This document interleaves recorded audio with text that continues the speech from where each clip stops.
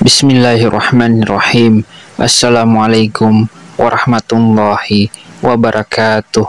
Syukur alhamdulillah kita bisa berjumpa kembali di channel ini.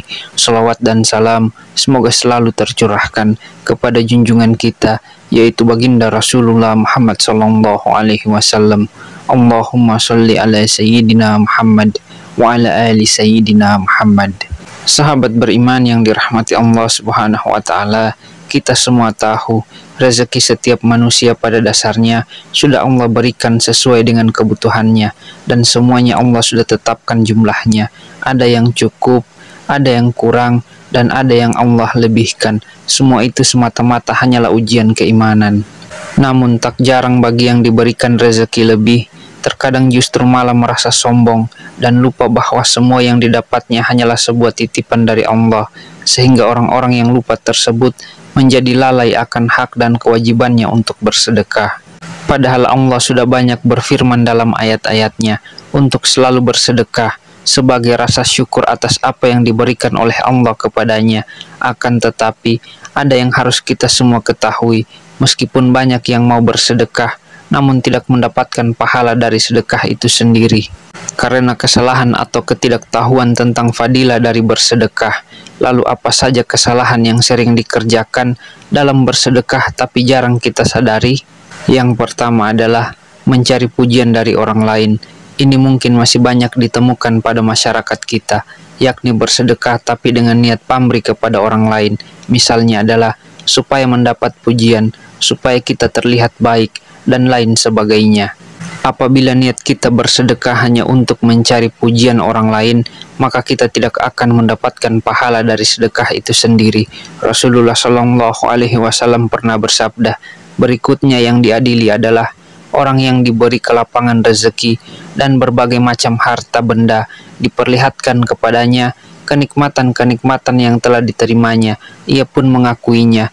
Allah bertanya, apa yang engkau telah lakukan dengan nikmat-nikmat itu? Dia menjawab, aku tidak pernah meninggalkan sedekah dan infak pada jalan yang engkau cintai. Aku melakukannya semata-mata karena engkau. Allah berkata, engkau berbuat yang demikian itu supaya dikatakan seorang dermawan, dan memang yang begitulah yang dikatakan tentang dirimu. Kemudian diperintahkan malaikat agar menyeretnya dan melemparkannya ke dalam neraka. Hadis riwayat Muslim. Dari hadis tersebut sudah jelas dikatakan bahwa orang-orang yang bersedekah hanya untuk mendapatkan pujian dari orang lain dan bukan karena ingin mencari ridho dari Allah, maka orang tersebut akan diseret dan dilempar oleh malaikat ke dalam neraka. Lalu yang kedua, menunda sedekah. Nikmat sehat dan kelapangan rezeki merupakan salah satu nikmat yang seringkali kita lalaikan. Dari nikmat sehat inilah kita bisa mencari rezeki yang sudah disediakan oleh Allah kepada kita. Dan apabila kita sudah mendapatkan rezeki, terkadang kita menunda atau bahkan lalai. Salah satunya adalah untuk bersedekah. Karena dari rezeki yang kita dapat, ada hak dari orang-orang yang kurang mampu yang harus kita berikan. Jika tidak kita berikan atau kita tunda memberikannya, maka Allah Subhanahu wa taala juga akan menunda rezeki yang akan datang kepada kita, atau bahkan kita akan diperingatkan dengan dicabutnya nikmat sehat untuk sementara. Diriwayatkan dari Abu Hurairah radhiyallahu anhu, ia berkata, seseorang bertanya kepada Rasulullah Shallallahu alaihi wasallam, sedekah apakah yang paling afdol? Beliau menjawab, engkau bersedekah ketika masih dalam keadaan sehat, lagi kaya, sangat ingin menjadi kaya, dan khawatir miskin. Jangan kau tunda hingga ruh sudah sampai di kerongkongan, baru berpesan untuk si fulan sekian, padahal harta itu sudah menjadi hak si fulan atau ahli waris. Hadis riwayat Bukhari. Dari hadis tersebut, kita dapat menyimpulkan bahwa kita sangat dianjurkan untuk mengeluarkan sedekah di saat tubuh kita masih sehat dan kebutuhan kita sudah tercukupi. Lalu hindarilah untuk menunda-nunda sedekah, karena kita tidak tahu kapan waktu dan di mana kita akan meninggal dunia. Yang ketiga, melalaikan sedekah kepada orang terdekat terlebih dahulu. Dalam Quran Surah Al-Baqarah ayat 215, Allah Subhanahu wa ta'ala berfirman, mereka bertanya tentang apa yang mereka nafkahkan. Jawablah, apa saja harta yang kamu nafkahkan? Hendaklah diberikan kepada ibu bapak, kaum kerabat, anak-anak yatim, orang-orang miskin, dan orang-orang yang sedang dalam perjalanan. Dan apa saja kebaikan yang kamu buat, maka sesungguhnya Allah Maha mengetahuinya. Kalau kita mengkaji lebih dalam dari ayat tersebut, seolah-olah ingin mengatakan bahwa tidak perlu jauh-jauh dan bingung untuk mencari siapa yang berhak untuk kita berikan sedekah, karena sedekah yang paling utama adalah kepada orang tua kita terlebih dahulu, kemudian saudara atau kerabat, barulah ke anak yatim piatu, orang-orang miskin di sekitar kita, orang-orang sedang dalam perjalanan atau musafir, dan seterusnya. Rasulullah Shallallahu Alaihi Wasallam bersabda, sesungguhnya sedekah kepada orang miskin pahalanya 1 sedekah, sedangkan sedekah kepada kerabat pahalanya 2 sedekah, yaitu pahala sedekah dan pahala menjalin hubungan silaturahim. Hadis riwayat Tirmizi, An-Nasai, dan Ibnu Majah. Dari hadis tersebut kita bisa menyimpulkan bahwa sedekah kepada orang tua, kerabat, insya Allah memberikan kita pahala berlipat, yakni pahala bersedekah dan pahala silaturahim, karena kita semua tahu menyambung tali silaturahim merupakan salah satu hal yang bisa membuat rezeki semakin deras mengalir. Lalu yang keempat, perhitungan dalam bersedekah. Ketika berbelanja kebutuhan sehari-hari, kita pasti akan memperhitungkan berapa uang yang akan kita keluarkan untuk berbelanja dengan jumlah uang yang kita miliki.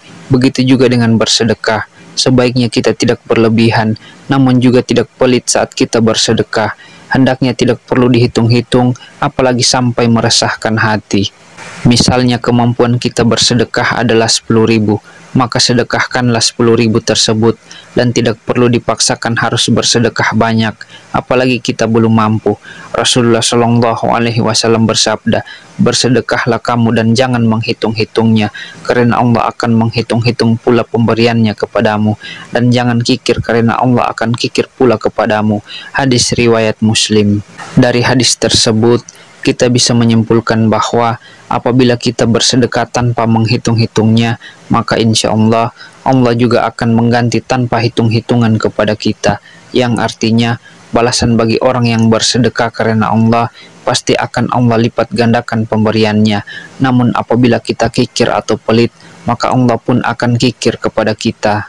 Kemudian yang kelima, mengungkit sedekah. Salah satu kebiasaan buruk orang yang bersedekah adalah mengungkit kembali kebaikan bersedekahnya.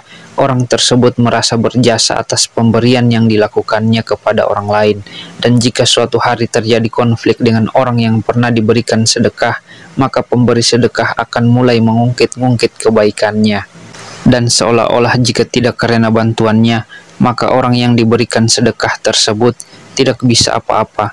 Padahal sikap mengungkit-ungkit sedekah merupakan salah satu sikap yang dibenci oleh Allah Subhanahu wa Ta'ala.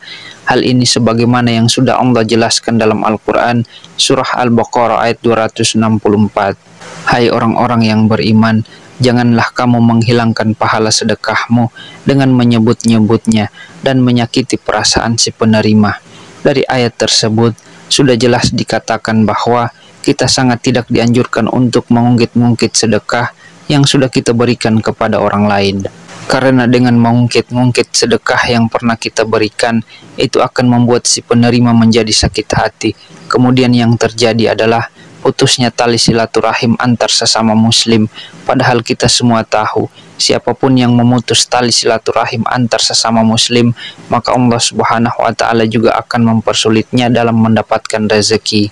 Oleh sebab itu, ada baiknya sikap mengungkit-ungkit sedekah ini dihindari, karena jika berlanjut, maka kita tidak akan mendapatkan pahala dari sedekah itu sendiri. Semoga Allah Subhanahu wa Ta'ala selalu menjauhkan kita dari segala sifat atau sikap yang tercela. Amin amin ya rabbal alamin. Demikian apa yang bisa saya bagikan pada kesempatan kali ini. Semoga bisa bermanfaat untuk kita semua. Assalamualaikum warahmatullahi wabarakatuh.